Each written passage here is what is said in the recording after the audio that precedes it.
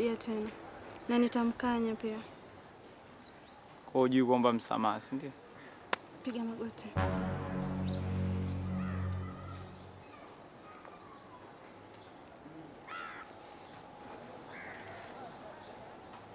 Teacher, mimi sitorudia tena. Mtaani pagumu sana huko. Naomba unisamehe kwa kile nilichokifanya. Nisamehe sana teacher. Sirudii mimi. Nimeongea mbele ya dada. Na kama iwapo nitarudia, basi unaweza kanifukuza tena shule kwa mara ya pili. Yaani ngoja nikwambie kitu kimoja, sawa? Usione sisi wengine tumefanikiwa kimaisha. Nidhamu iko kitu cha msingi sana. Ushanielewa?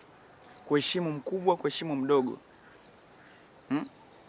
Wewe nimekushinda kila kitu. Kwa nini unichukulie poa? Na kushinda elimu, na kushinda kipato, handsome, kupendeza. Yaani wewe labda hata dhambi sasa kama watu wananifikia. Leo unakuja mambo ambayo ajabu ajabu. Utafanikiwa lini wewe? Heshimu kila mtu. Sio, unaelewa? Toka panda darasani. Asante.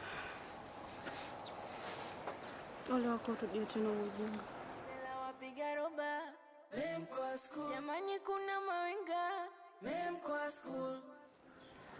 Ulisema ni nani? Naitwa Agnes. Agnes. Huyu ni ndugu yako kabisa, baba mmoja mama mmoja? Yeah, ni mdogo wangu ananifuata. Okay. Mbona mzuri sana kuliko yeye? Asante, nashukuru. Unashukuru nini? Mimi ndio natakiwa nishukuru kukutana na wewe. Okay. Niseme asante kwa kumsamehe mdogo wangu. Ya, ni kawaida. Binadamu tumeambiwa kusamehe watu bwana. Lazima tumsamehe, na sometimes msamaha una sababu.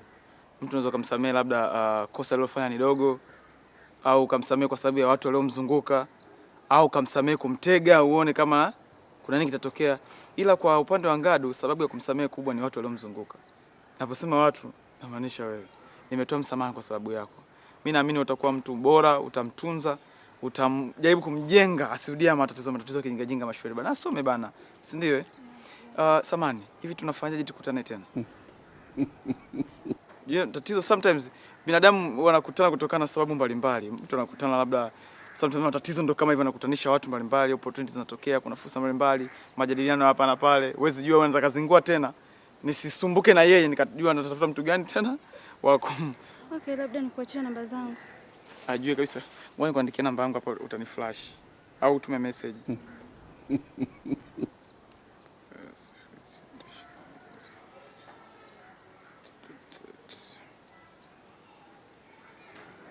Mwalimu nani vile? Mister, usiandike mwalimu, andika mister. Au doctor Dr. Ndaro, andika Dr. Fwen. Unataka uondoke sasa kwani? Kaka kwanza tutapata chai ya walimu. Unaenda wapi tena? Naenda kazini. Unafanya kazi? Kazi gani?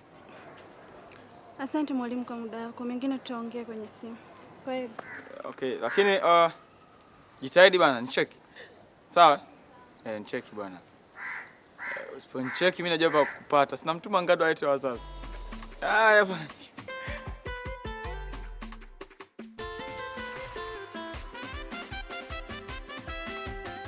Wewe ndio wapi sasa?